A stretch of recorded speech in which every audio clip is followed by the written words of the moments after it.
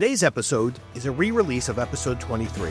We wanted to bring this episode back because it gets to the core of what Mike and I are always trying to teach parents, helping kids with ADHD move from dependence to independence so they can feel capable. This conversation started with a powerful listener email about how doing everything out of love can actually leave kids feeling helpless and incapable. That story struck with us. It perfectly illustrates what happens when empathy turns into over-accommodation. In this episode, Mike and I talk about why confidence comes from experience, not protection, and how kids only build real executive function skills when they're trusted to try, fail, and try again. We also dig into why therapy, too much prompting, and too much hovering can actually hold kids back. We decided to re-release this episode now because this message matters more than ever. If you've ever wondered how to balance empathy with accountability, this is the episode you'll want to listen to. Welcome to the ADHD Parenting Podcast with Mike McLeod of Grow Now ADHD and Ryan Wexelblatt of ADHD Dude. Learn about parenting kids with ADHD from a licensed clinical social worker and speech-language pathologist who specializes in ADHD. No fluffy parenting advice, only practical information that will equip you to help your child with ADHD effectively. Welcome to another episode of the ADHD Parenting Podcast. My name is Ryan Wexelblatt. I'm a licensed clinical social worker and a former school social worker and a father to a son with ADHD and learning differences. And I also happen to create content for this thing called ADHD Dude. And my name is Michael McLeod. I am a speech and language pathologist specializing in ADHD and executive functioning, and I create content for families through Grow Now ADHD. So we're going to do a bit of a different episode today, and I'll tell you why. So I had a video that I posted last week about helping kids move from, what we call prompt dependence towards independence. And this is just an older video I had that I just, put up again. But one of the comments I received from it, I thought was one of the most important comments I've ever had in my, 5 years of having this YouTube channel. So I sent it to Mike and I said, I really think we should do an episode about this. And here is the comment that we received that we wanted to make today's episode about. A really great, insightful comment. Let's call this, I'll do it parenting. What it really is, enabling and creating dependency. My husband has ADHD, and although we are still in love and married, when we first were married, he didn't know how to do laundry, cook, even make a grilled cheese, change the oil in his car, wash dishes, or balance his checkbook. I feel like I had married an 11-year-old, and in many ways I had. His parents had just thought that it would be more loving to do it all for him.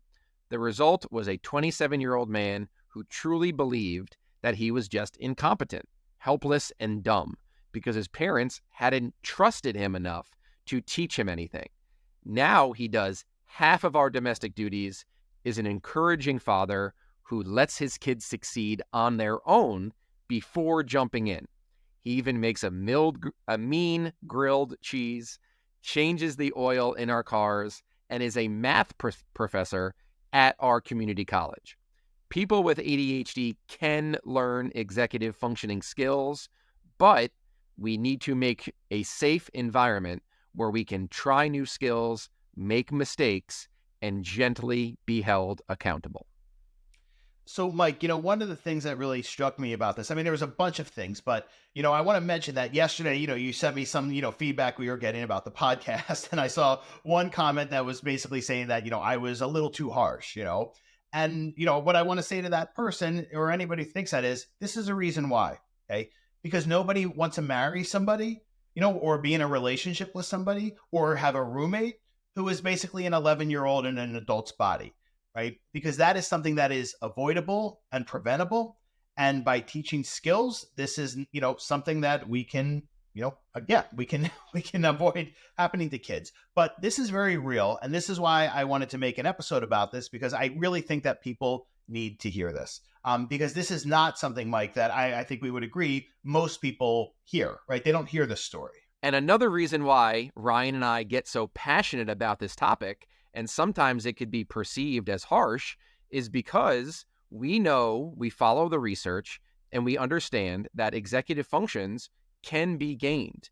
The prefrontal cortex is the most malleable and plastic part of the brain. At the end of the day, Ryan and I believe in these kids. We believe in our ADHD youth. We want the parents of kids with ADHD and all of our listeners to this podcast to have hope.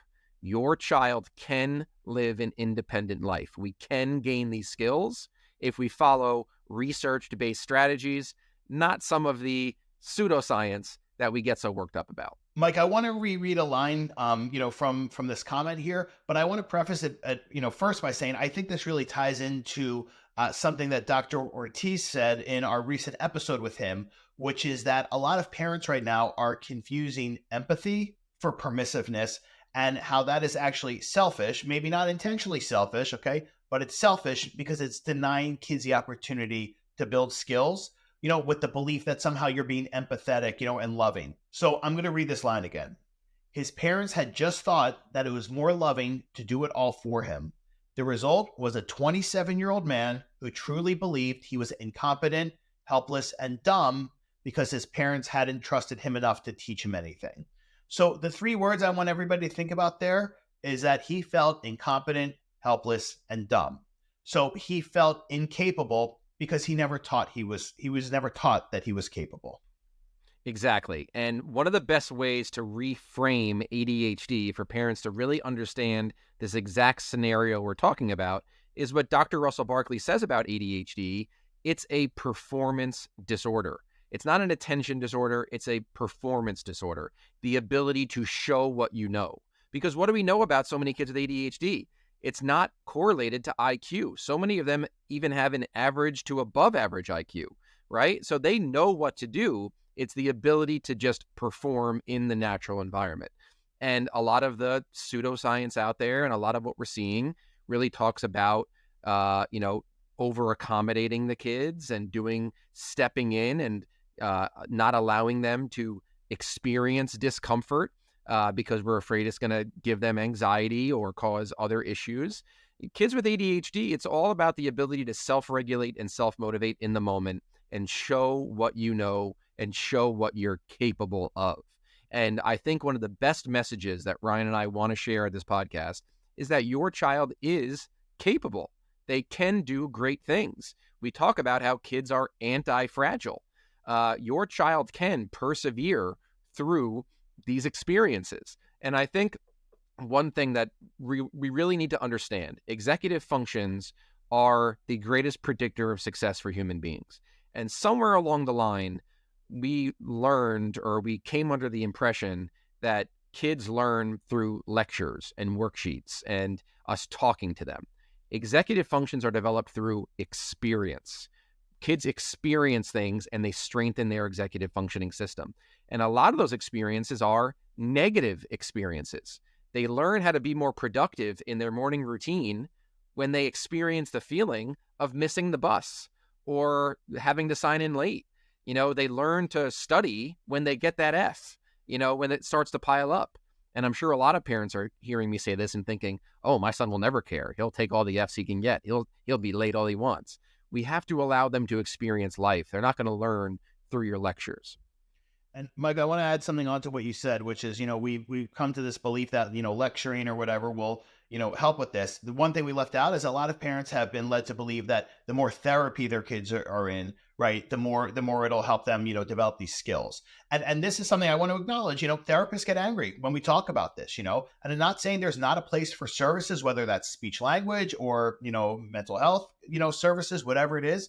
But you can't rely on those people to teach your kids skills that are going to be generalized into the natural environment. That is something that parents and teachers have to do because, to Mike's point, kids with ADHD learn in the moment. We know this through research data, okay? This is not an opinion. And that is why, as I always try to explain to people, why parent training, teaching in the moment, school supports, those are the recommended treatments for kids with ADHD and not, therapy, talk therapy, play therapy, whatever it is. Okay. So one of the things, also, Mike, I wanted to mention is that, I think I want parents of younger kids particularly to hear this. Think about as you were getting older and you had more independence, right? And you developed more skills. So whether that was driving or whether it was learning, to use an ATM card or deposit a check, or to make eggs for yourself. As we get older, we acquire skills.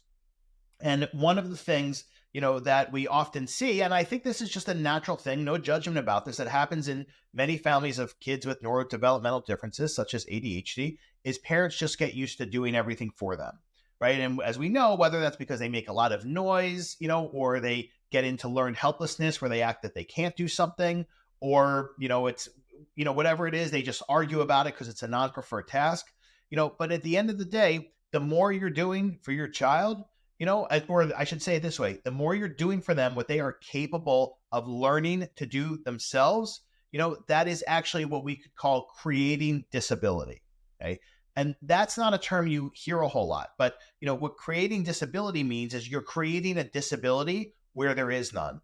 And I think in this case, Mike, this is exactly what these well-intended parents did. They created a disability in this guy, and they thought it was loving to do that. But in the process, right, they made him feel completely incompetent and that he, wasn't capable of learning these skills. Of course. And let's be realistic with our parent listeners. Obviously the vast majority of our listeners here are parents of kids with ADHD. Let's be honest. These kids can be relentless. At the end of the day, ADHD is a dysregulation disorder, an inability to regulate your emotions, your language, your body, your behavior. And who tends to get the worst of those behaviors? Mom and dad, because you have that unconditional love factor. So once again, we talk about all these misconceptions about ADHD, how it's an academic-based disorder about being able to listen in school and learn materials. No, it's really home executive functioning that is the most common symptom of ADHD. Dysregulation in the home and an inability to do non-screen-based, non-stimulating tasks in the home. That's what the vast majority of ADHD symptoms are. It's in the home towards parents. And this trend we've seen over these past couple of months, these past couple of years, of kids waking up, going to school, coming home, staying home. There's a great graph I share all the time. It's from the Anxious Generation, and all these other people have shared it, of a declining rate of various age groups of time spent face-to-face, time spent outside. That's really a major reason for this youth mental health crisis we're dealing with right now, is kids are spending too much time at home within the walls of the home. And not only is that unhealthy for the kids, it's also unhealthy for the parents, for you to just constantly be in the same environment as your child, where they're constantly under your supervision. You're going to get burnt out. So much of our parenting strategies that Ryan talks about so greatly, with affective calmness and all of these, and be short and stay on message, all these great messages from his parent site, it's so important because number one, it requires the parent to practice self-care, to practice self-regulation. And if you're constantly around your child and they're constantly under your microscope because they're never going outside, they're never doing free, 100% free, doesn't cost anything, go outside and play. They're not going outside. They're home too much.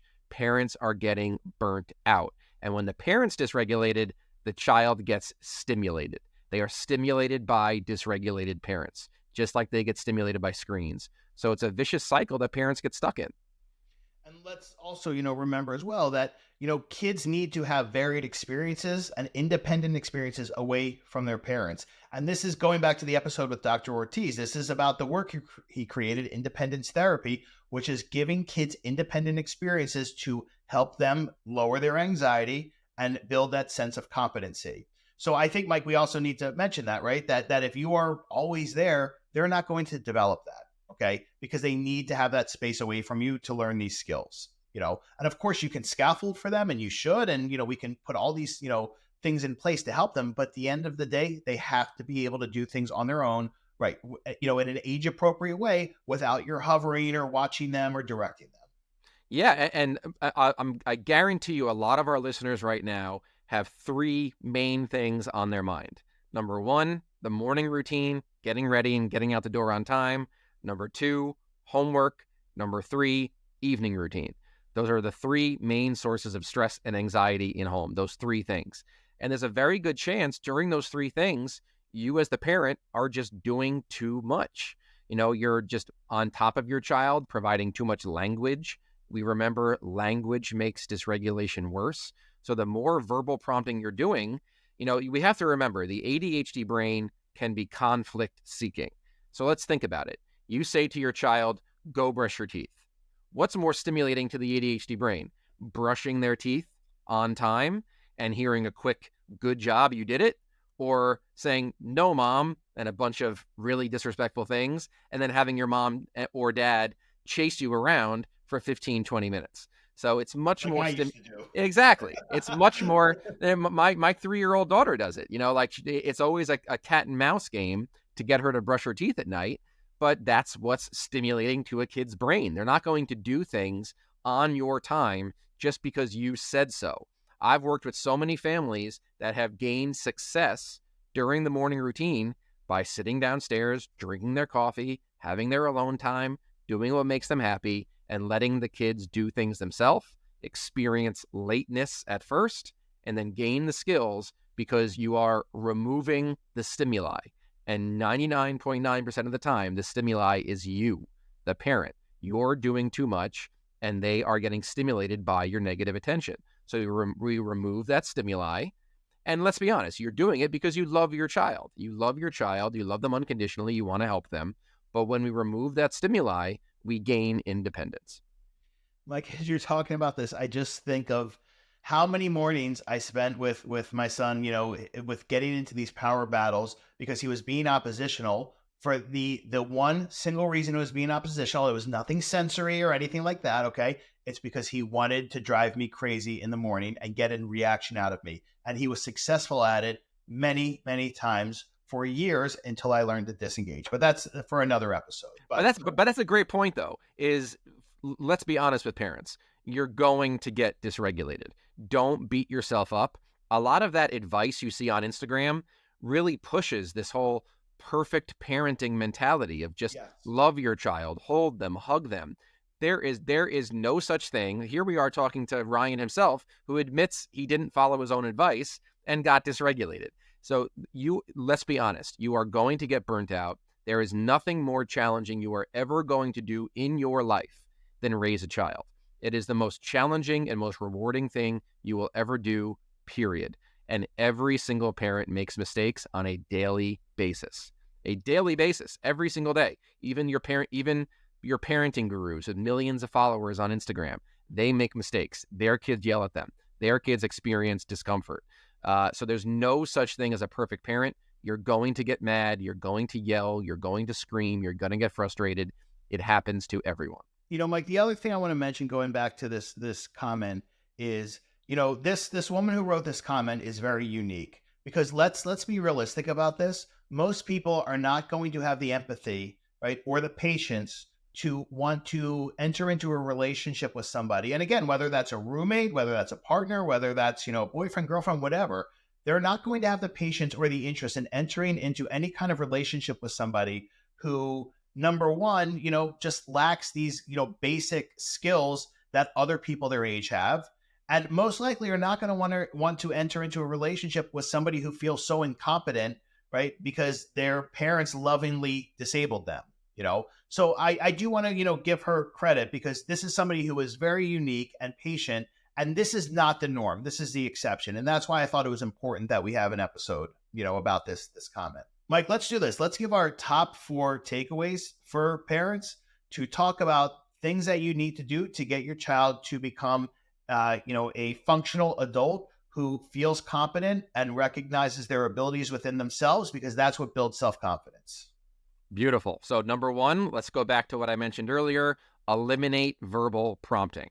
You had it's take a look back right now, take a second to yourself and think to yourself, how often do I say a sentence and then my child instantly follows it? Your verbal prompts are not working. They are not helpful. They are dysregulating to the ADHD brain. So whether you are creating a visual, creating some sort of visual checklist, setting those expectations, and your ADHD child is not going to do things on your watch, on your time. If you set that expectation, learn some declarative language and different ways to use it if you need to, but set that expectation and fade back and allow them to do it. And then when they inevitably come to you for something, you just very quickly say did you remember to shower? Did you shower yet? Can you come to me when you're ready? Did you brush your teeth yet? Did you get your homework done? Just find different ways to throw it in there and set that expectation, you just prompting with words is not getting us anywhere. All right. So I think my first one is a saying I have, which is your child is not your partner in parenting. And what I mean by that is that parenting is not a collaboration between you and your child. And that is something that's become very popular on social media because it's a very appealing message that, everything can be negotiated and collaborated but here at the end of the day, if you need your child to be able to do things on their own, you need them to do things on their own and you deserve to have them do things independently on their own. So my point being, can you, talk about or negotiate some things? Of course you can. I'm not saying be inflexible because we always need to model flexibility to an extent.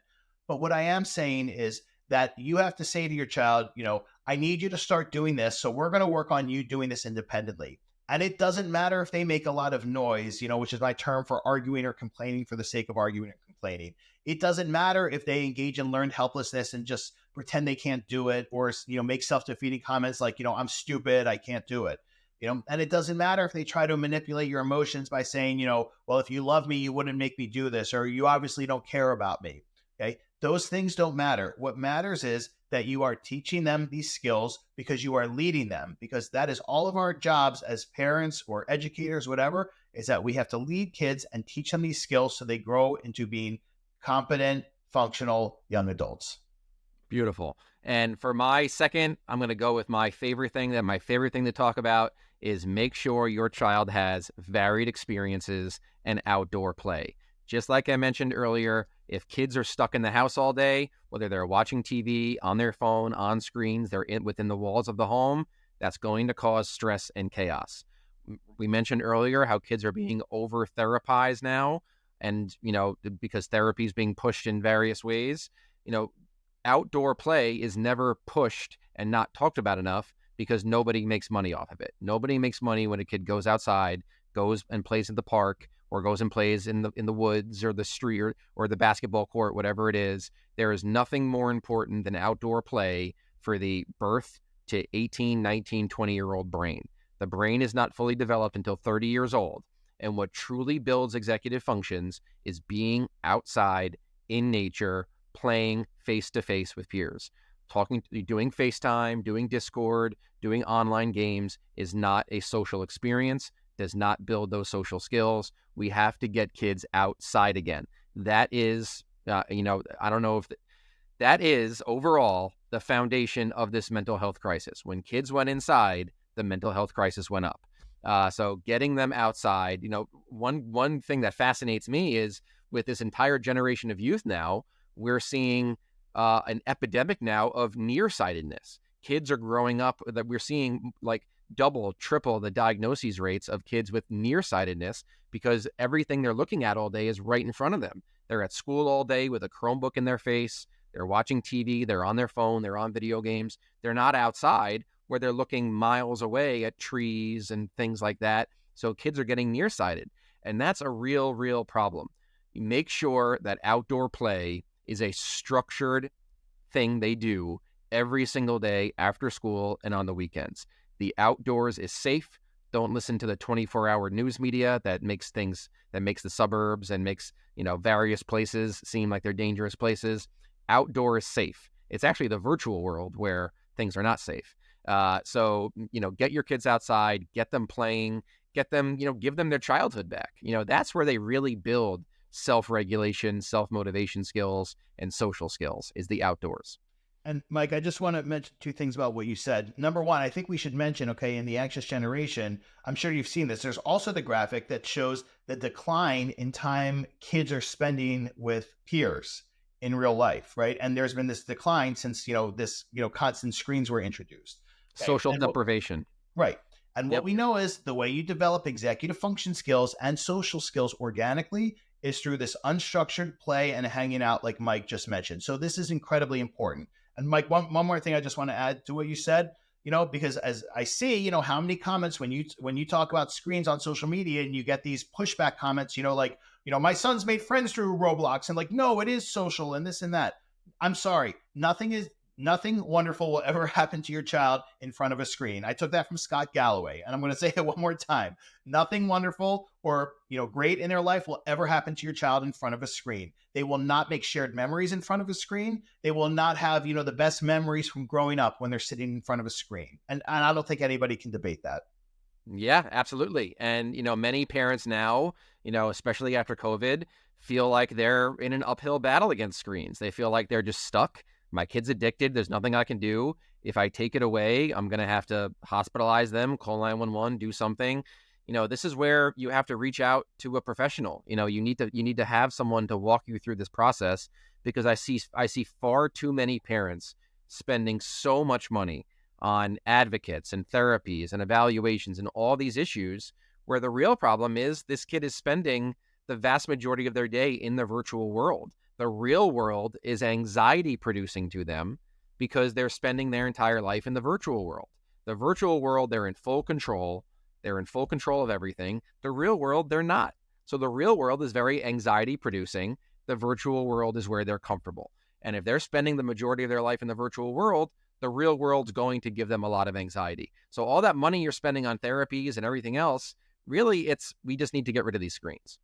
And reality check, okay, anxiety does not improve by avoiding things. Anxiety improves by somebody putting themselves in the anxiety-producing situation and realizing that they have the capacity and resiliency to persevere through it, because they realize that anxiety is just a temporary feeling like any other feeling, okay? Yep. So just please keep that in mind. So my last one is something I said a little earlier, but I want to reiterate, which is self-confidence is built through kids recognizing their abilities within themselves.